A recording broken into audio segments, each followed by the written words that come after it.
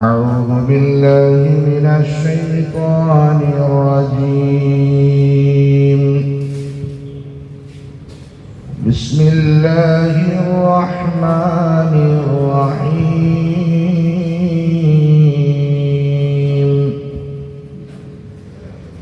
ألف لام ميم.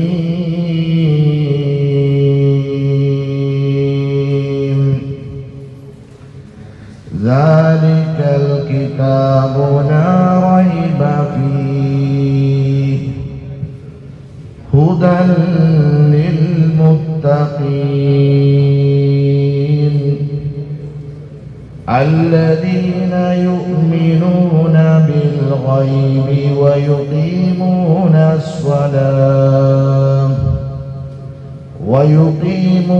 الصلاة ومما رزقناهم ينفقون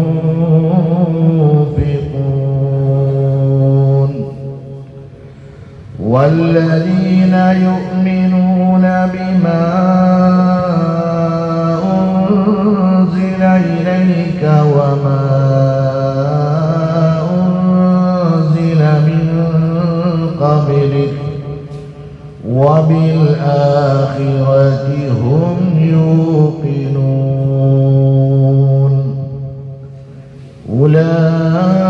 أولئك على هدى من ربهم وأولئك هم المفلحون. بارك الله لنا ولكم بالقرآن العظيم ونفعنا وإياكم بالآيات وذكر الحكيم. കാരുണ്യവാനായ അല്ലാഹു സുബ്ഹാനഹു വ തആല നമ്മുടെ ജീവിതത്തിൽ സംഭവിച്ചു പോയിട്ടുള്ള എല്ലാ ചെറുതും വലുതുമായ പാപകർമ്മങ്ങളെ പുറത്തു മാപ്പാക്കി തരുമാറാകട്ടെ. അല്ലാഹു സുബ്ഹാനഹു വ തആല നമ്മുടെ നമസ്കാരവും ഇരുത്തവും സ്വീകരിക്കുമാറാകട്ടെ. നാളെ പരിശുദ്ധമായ ഖുർആനിൻ്റെ ശഫാഅത്ത് ലഭിച്ച് സ്വർഗ്ഗത്തിലെത്തുന്ന ഭാഗ്യവാന്മാരിൽ അല്ലാഹു നമ്മളെ ഉൾപ്പെടുത്തി അനുഗ്രഹിക്കുമാറാകട്ടെ. അൽഹംദുലില്ലാഹ്, നമ്മൾ ഇന്നു മുതൽ കേട്ടു തുടങ്ങുന്നത് വിശുദ്ധ ഖുർആനിലെ 2-ാമത്തെ അധ്യായമായ സൂറത്തുൽ ബഖറയാണ്. സൂറത്തിനെ സംബന്ധിച്ച് ചില കാര്യങ്ങൾ ആമുഖത്തിൽ നമ്മൾ മനസ്സിലാക്കേണ്ടത്. പരിശുദ്ധമായ ഖുർആനിൻ്റെ ഏറ്റവും പ്രബലമായ ഭാഗമാണ് സൂറത്തുൽ ബഖറ. പശു എന്നാണ് ഈ അധ്യായത്തിൻ്റെ പേര്. ഈ സൂറത്തിൻ്റെ ഉള്ളിൽ ബനൂ ഇസ്രായേലിയർക്ക് അള്ളാഹുവിൻ്റെ പരീക്ഷണമായി ഒരു പശുവിനെ സംബന്ധിച്ച് ചർച്ച ചെയ്യപ്പെടുന്നുണ്ട്. അതുകൊണ്ടാണ് ഈ സൂറത്തിന് പശു എന്ന്, ബഖറ എന്ന് പറഞ്ഞാൽ പശു എന്നാണ് ഇന്ന് പേര് വെക്കാനുണ്ടായ കാരണം. അതുപോലെ തന്നെ 286 ആയത്തുകളാണ് ഈ സൂറത്തിലാകെയുള്ളത്. പരിശുദ്ധ ഖുർആനിലെ ഏറ്റവും ദൈർഘ്യമേറിയ ഒരു ആയത്ത് ഈ സൂറത്തിലാണുള്ളത്. മാത്രമല്ല,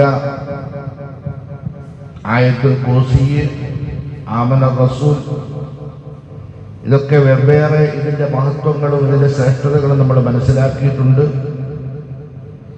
അത്തരം ആയത്തുകളും ഈ സൂറത്തിലാണ് ഉൾക്കൊള്ളിക്കപ്പെട്ടിരിക്കുന്നത്.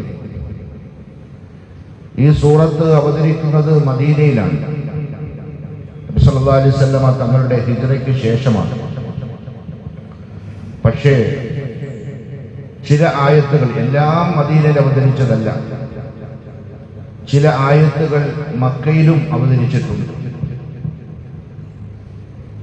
അതുകൊണ്ട് തന്നെ ഏറ്റവും കൂടുതൽ ആയത്തുകൾ മദീനയിലാണ്, ഹിജ്റയ്ക്ക് ശേഷമാണ് അവതരിച്ചിട്ടുള്ളത്. അതുകൊണ്ട് തന്നെ മദീനയിൽ നബി സല്ലല്ലാഹു അലൈഹി വസല്ലമ തങ്ങൾ എത്തിയതിനു ശേഷം അവിടുത്തെ പ്രബലമായ രണ്ട് വിഭാഗം, ഒന്ന് ജൂതന്മാർ, യഹൂദികൾ, രണ്ടാമതൊരു വിഭാഗം മുനാഫിക്കുകളായ ആളുകൾ. അവരെ സംബന്ധിച്ച് കൂടുതൽ ഈ സൂറത്തിൽ ചർച്ച ചെയ്യപ്പെടുന്നുണ്ട്. ഏറ്റവും വിശ്വാസികളായ ആളുകളെ സംബന്ധിച്ചും ചർച്ച ചെയ്യപ്പെടുന്നുണ്ട്. ഈ സൂറത്തിന്റെ മഹത്വം വളരെ വലുതാണ്. ആദരവായ റസൂലുള്ളാഹി സ്വല്ലല്ലാഹു അലൈഹി വസല്ലമ തങ്ങളുടെ അനേകം ഹദീസുകൾ വന്നിട്ടുണ്ട്. അബൂ ഹുറൈറ റളിയല്ലാഹു തആല അൻഹു നിവേദനം ചെയ്യുന്ന ഹദീസിൽ കാണാം, ലാ തജ്അലു ബുയൂതക്കും ഖുബൂറ, നിങ്ങളുടെ വീടുകളെ ഖബറുകളെ പോലെ ആക്കിയിടരുത്, ശ്മശാന തുല്യമാക്കരുത് നിങ്ങളുടെ വീടുകളെ. ഫഇന്നൽ ബൈതല്ലദീ തഖറഉ ഫീഹി സൂറത്തുൽ ബഖറ, സൂറത്തുൽ ബഖറ പാരായണം ചെയ്യുന്ന വീട്ടിൽ ലാ യദ്ഖുലുഹു ശൈത്താൻ, ശൈത്താന് പ്രവേശനമില്ല, ശൈത്താൻ ആ വീട്ടിൽ പ്രവേശിക്കുകയില്ല എന്ന് റസൂലുള്ളാഹി സ്വല്ലല്ലാഹു അലൈഹി വസല്ലം. ഇനി ഒരു വീട്ടിൽ ശൈത്താൻ ഉണ്ട് എന്ന് വിചാരിക്കുക, ഒരു വീടിന്റെ ഉള്ളിൽ ശൈത്താൻ താമസമുണ്ട് എന്ന് വിചാരിക്കുക. അങ്ങനെ ഉണ്ടെങ്കിൽ ആ ശൈത്താനെ ആ വീട്ടിന്റെ ഉള്ളിൽ നിന്ന് പുറത്താക്കാൻ ഒരേ ഒരു മാർഗം സൂറത്തുൽ ബഖറ പാരായണം ചെയ്യലാണെന്ന് റസൂലുള്ളാഹി സ്വല്ലല്ലാഹു അലൈഹി വസല്ലം പറഞ്ഞു. ഇബ്നു മസ്ഊദ് റളിയല്ലാഹു തആല അൻഹു പറഞ്ഞു, ഇന്ന ശൈത്താന യഫിറു മിനൽ ബൈത്ത് യസ്മഉ ഫീഹി സൂറത്തുൽ ബഖറ, സൂറത്തുൽ ബഖറയുടെ ശബ്ദം കേട്ടുകൊണ്ട് യഫിറു മിനൽ ബൈത്ത്, വീട്ടിൽ നിന്ന് ഓടിപ്പോകുമെന്നാണ്, വീട്ടിൽ നിന്ന് ഓടിപ്പോകുമെന്നാണ്. സുബ്ഹാനല്ലാഹ്. നമ്മുടെയൊക്കെ വീട് ഇൻഷാ അല്ലാഹ് നിരന്തരം നമ്മളോ അല്ലെങ്കിൽ നമ്മുടെ മക്കളോ സൂറത്തുൽ ബഖറ പാരായണം ചെയ്യുന്നതായി നിരന്തരം പാരായണം ചെയ്യണം നമ്മുടെ വീടുകളിൽ. അല്ലാഹു സുബ്ഹാനഹു വ തആല തൗഫീഖ് നൽകുമാറാകട്ടെ. നമ്മുടെ വീടുകളിൽ ഖുർആനിന്റെ ശബ്ദം ഇല്ലാതാകുമ്പോഴാണ് അവിടെ പൈശാച് സ്ഥാനമുറപ്പിക്കുന്നതും മാത്രമല്ല ആ പൈശാചികത്വത്തിന്റെ ബുദ്ധിമുട്ടുകൾ നമ്മുടെ മക്കൾ, നമ്മുടെ ഭാര്യ, നമ്മുടെ വീട്ടിലുള്ളവർ ഒക്കെ ഒരുപക്ഷെ ബുദ്ധിമുട്ടനുഭവിക്കുന്നത് അതുകൊണ്ടിട്ട് തന്നെയാണ്. അതുകൊണ്ട് തന്നെ നമ്മുടെ വീട്ടിൽ ഒരല്പമെങ്കിലും ഖുർആൻ ഓതുന്ന നമ്മുടെ മക്കളുണ്ടെങ്കിൽ ആ മക്കളെ കൊണ്ട് ഖുർആൻ ഓതിപ്പിക്കണം. ഖുർആനിന്റെ ശബ്ദം നമ്മുടെ വീട്ടിൽ കേൾക്കണം. 40, 50, 80 കോടി രൂപകൾ ചെലവാക്കി വലിയ വീടുകൾ കെട്ടിയുണ്ടാക്കി, വലിയ വീടുകൾ. ആർക്ക് താമസിക്കാൻ? പിശാചിന് താമസിക്കാൻ. ആരവിടെ താമസിക്കുന്നത്? പിശാചാണ് താമസിക്കുന്നത്. അങ്ങനെ ആക്കരുത്. പിശാചിന് നമ്മുടെ വീട്ടിലേക്ക് കടന്നു വരാൻ അവസരം കൊടുക്കാതെ, അഥവാ നമ്മുടെ വീടുകളിൽ വന്നു പെട്ടിട്ടുണ്ടെങ്കിൽ അതിനെ അവിടെ നിന്ന് മാറ്റിപ്പായിക്കാനുള്ള ഏക മാർഗമെന്ന് പറയപ്പെടുന്നത് സൂറത്തുൽ ബഖറ നിരന്തരം ആ വീട്ടിൽ പാരായണം ചെയ്യുക. ഇച്ചിരി സമയമെടുക്കും. ഖുൽ ഹുവല്ലാഹു ഓതുന്ന പോലെയല്ല, ദീർഘമായ ആയത്തുകളാണ്. അപ്പൊ അതുകൊണ്ട് ഇച്ചിരി സമയമെടുക്കും. ആ സമയമെടുത്ത് ഇൻഷാ അല്ലാഹ് പാരായണം ചെയ്യാൻ ശ്രദ്ധിക്കും.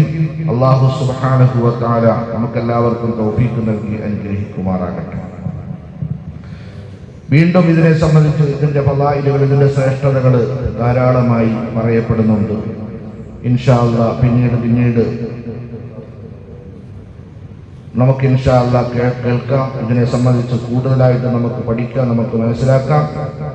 അല്ലാഹു റബ്ബുൽ ഇസ്സത്ത് പരിശുദ്ധമായ ഖുർആൻ കേൾക്കാൻ, അത് പഠിക്കാൻ, അത് മനസ്സിലാക്കാൻ, അത് പാരായണം ചെയ്യാൻ ഒക്കെയായി നമ്മൾ ചിലവഴിക്കുന്ന സമയം, നമ്മുടെ ആയുസ്സിൽ നിന്ന് ചിലവഴിക്കുന്ന സമയം നമുക്ക് വലിയ നേട്ടമാണ്, വലിയ ഭാഗ്യമാണ്, സൗഭാഗ്യമാണ് എന്ന് കരുതുക. അള്ളാഹു നമുക്കെല്ലാവർക്കും ഒരു തൗഫീഖ് നൽകി അനുഗ്രഹിക്കുമാറാകട്ടെ. അതുകൊണ്ട് സൂറത്ത് കേട്ടു തുടങ്ങുന്നവർ അവസാനം വരെ കേൾക്കാൻ ഇൻഷാ അല്ലാഹ് തയ്യാറാകണം. തയ്യാറല്ലേ? ഇൻഷാ അല്ലാഹ്. അള്ളാഹു തൗഫീഖ് നൽകുമാറാകട്ടെ. എത്ര തിരക്കുണ്ടെങ്കിലും സുബഹിക്ക് ഇൻഷാ അല്ലാഹ് പള്ളിയിലേക്ക് വരികയും നമ്മൾ കേട്ടു തുടങ്ങിയാൽ അത് അവസാനം വരെ കേൾക്കുകയും ചെയ്യും.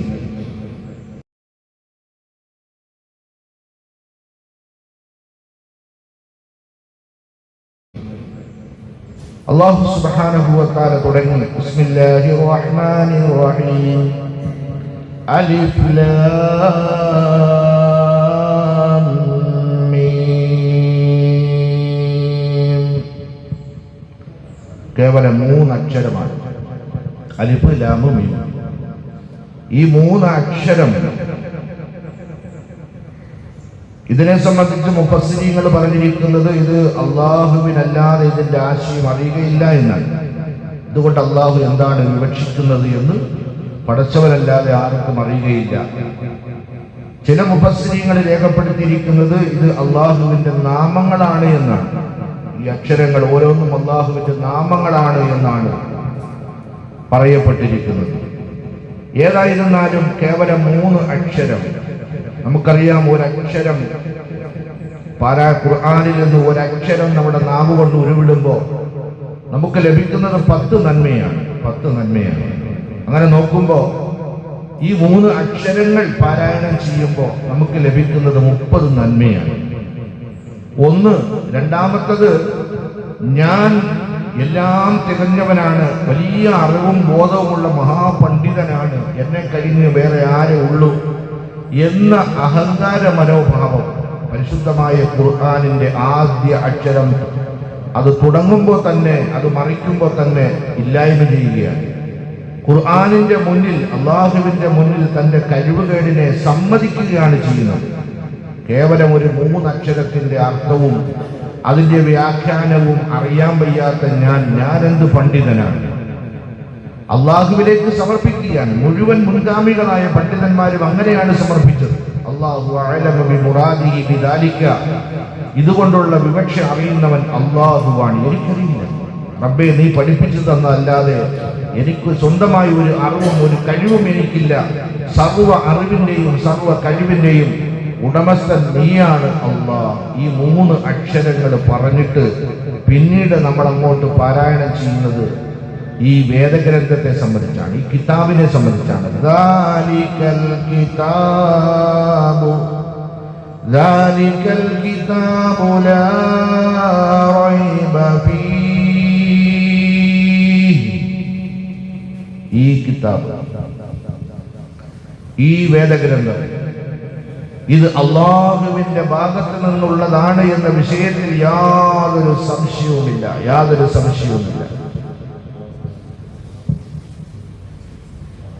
തൗറാത്താകട്ടെ, ഇൻജീലാകട്ടെ, പരിശുദ്ധമായ ഖുർആനാകട്ടെ, ഇതൊക്കെ അള്ളാഹുവിന്റെ ഭാഗത്ത് നിന്ന് ഇറക്കപ്പെട്ടതാണ്. ഒരു മനുഷ്യ നിർമ്മിതമല്ല. അള്ളാഹു സംസാരിച്ച സംസാരമാണ്. യാതൊരു സംശയവും ഇതിനകത്തില്ല. ഹുദൻ ലിൽ മുത്തഖീൻ. മുത്തഖീങ്ങൾക്ക് ഇത് ഹുദയാണ്, സന്മാർഗമാണ്. അതായത് മുത്തഖീങ്ങളായ ആളുകൾക്ക് പ്രകാശമാണെന്നർത്ഥം. വിശുദ്ധമായ ഖുർആൻ മുത്തഖീങ്ങളായ ആളുകൾക്ക് പ്രകാശമാണ്. മുത്തഖീങ്ങളായ, ശിർക്കിൽ നിന്നും സൂക്ഷിച്ച, അള്ളാഹുവിനെ ഇബാദത്തുകൾ ചെയ്ത് കഴിഞ്ഞുകൂടുന്ന, അള്ളാഹുവിന് വഴിപ്പെട്ടുകൊണ്ട് കഴിഞ്ഞുകൂടുന്ന യഥാർത്ഥ മുത്തഖീങ്ങളായ ആളുകൾക്ക് ഈ പരിശുദ്ധമായ ഖുർആൻ പ്രകാശമാണത്രേ. പ്രകാശമാണ്, ഹുദയാണ്, സന്മാർഗമാണ്. അല്ലദീന യുഅ്മിനൂന ബിൽ ഗൈബ്. ഇനി പറയുന്ന മുത്തഖീങ്ങൾ ആരാണ് എന്നാണ്. ആരാണ് ഈ മുത്തഖീങ്ങൾ? അവരുടെ ഒന്നാമത്തെ ഗുണം അദൃശ്യമായ മുഴുവൻ കാര്യങ്ങളിലും അവർ വിശ്വസിക്കുന്നവരാണ്. ഇസ്ലാമിന്റെ വിശ്വാസ പ്രമാണങ്ങളിൽ അഖിലവും കണ്ണിൽ നിന്നും മറഞ്ഞ കാര്യങ്ങളാണ്. ആഖിറം, അല്ലാഹ്, സിറാത്ത്, ഹിസാബ്, മീസാന്, സ്വർഗം, നരകം, ഖബറിന്റെ ഉള്ളം, മലക്കുകൾ, ജിന്ന്, ഇങ്ങനെ നമ്മുടെ കണ്ണുകളിൽ പെടാത്ത, ദൃശ്യമല്ലാത്ത വിശ്വാസ പ്രമാണങ്ങളിൽ ബഹുഭൂരിഭാഗവും അദൃശ്യമായ കാര്യങ്ങളാണ്, മറഞ്ഞ കാര്യങ്ങളാണ്. അവകളിൽ അചഞ്ചലമായി വിശ്വസിക്കുക. ഇന്ന് അവിടെയാണ് ചോദ്യങ്ങൾ ഉണ്ടാകുന്നത്. ഇന്നത്തെ കാലഘട്ടത്തിൽ ആളുകൾ ചോദ്യങ്ങൾ ചോദിച്ചുകൊണ്ടിരിക്കുന്നത് അത് കുഫ്രിയത്തിലേക്കാണ് പോവുക. വിശ്വാസങ്ങളിൽ ഏറ്റവും ആത്യന്തികമായി നമ്മൾ മനസ്സിലാക്കേണ്ട വിഷയം നമ്മുടെ കണ്ണിൽ നിന്ന് ഗൈബായ മറഞ്ഞ കാര്യങ്ങളിൽ വിശ്വസിക്കുക. ഇൻഷാ അല്ലാഹ് അവിടേക്ക് നമ്മൾ വിശദീകരണത്തിലെത്തുന്നതാണ്. ആദരവായ റസൂലുള്ളാഹി സ്വല്ലല്ലാഹു അലൈഹി വസല്ലമ തങ്ങൾ ഗൈബിനെ പറ്റി പറഞ്ഞ കാര്യങ്ങളൊക്കെ ഇൻഷാ അല്ലാഹ് നമുക്ക് ചർച്ച ചെയ്യാം. രണ്ടാമത്തതോ യുഖീമൂന സ്വലാ, നമസ്കാരം നിലനിർത്തുക എന്ന് പറഞ്ഞാൽ എന്താണ്? രണ്ട് കാര്യങ്ങളാണ് നമസ്കാരം. യുഖീമൂന എന്നുകൊണ്ട് ഉദ്ദേശിക്കുന്നത് രണ്ട് കാര്യങ്ങളാണ്. ഒന്ന്, സമയത്തെ ഗൗനിച്ചുകൊണ്ട് കൃത്യമായി ആ സമയങ്ങളിൽ ജീവിതത്തിൽ ഒഴിവാക്കാതെ നമസ്കാരത്തിനെ നിലനിർത്തിക്കൊണ്ടുപോവുക. രണ്ടാമത്തത്, ആ നമസ്കാരത്തിന്റെ ഉള്ളിലുള്ള ഖുർആൻ പാരായണം, അതിന്റെ ഖിയാമ്, അതിന്റെ റുകൂഅ്, അതിന്റെ സുജൂദ്, അതിന്റെ ഇഅ്തിദാല്, അതിന്റെ തഹിയ്യാത്ത്, ഇതെല്ലാം നമസ്കാരത്തിന്റെ വെളിയിലുള്ള ശുദ്ധി, ഇതെല്ലാം വളരെ കൃത്യമായി മനസ്സിലാക്കി അത് വളരെ ബോധ്യത്തോടുകൂടി അത് നിർവഹിക്കുക, നല്ല നിലയിൽ നിർവഹിക്കുക. പിന്നെ അല്ലാഹ് പറഞ്ഞത് വമിമ്മാ റസഖ്നാഹും യുൻഫിഖൂൻ, അള്ളാഹു പ്രദാനം ചെയ്തതിൽ നിന്ന് അള്ളാഹ് ഇഷ്ടപ്പെട്ട വഴിയിൽ ചിലവഴിക്കുക. അള്ളാഹു നൽകിയതിൽ നിന്ന് അള്ളാഹു ഇഷ്ടപ്പെട്ട വഴികളിൽ ചിലവഴിക്കുക. എന്നിട്ട് പിന്നീട് അള്ളാഹു പറഞ്ഞു വല്ലദീന യുഅ്മിനൂന ബിമാ ഉൻസില ഇലൈക വമാ ഉൻസില മിൻ ഖബ്ലിക. നാലാമത് പറഞ്ഞത് നബിയെ, താങ്കളിലേക്ക് ഇറക്കപ്പെട്ടിരിക്കുന്ന പരിശുദ്ധമായ ഖുർആനിൽ അവർ വിശ്വസിക്കുന്നവരാണ്.